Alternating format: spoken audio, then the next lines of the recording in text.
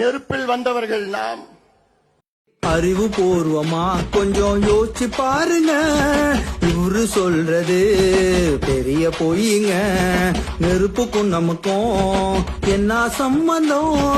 பொறப்புங்கிறது அது உயிர் சம்பந்தம். MBBS படிச்சுட்டு டாக்டரா இருந்துகிட்டு இவரே இப்படி சொல்லாமா? சமுதாயத்தை ஏமாத்தி அப்பாவிங்கள உசுப்பேத்தி இவங்க குடும்பம் மட்டும் குளிர் காயலாமா? காடு வெட்டி குரு சாவுக்கு யாரு காரணம்? இவங்க தான பணத்தை கொடுத்து உதவி இருக்கணும்.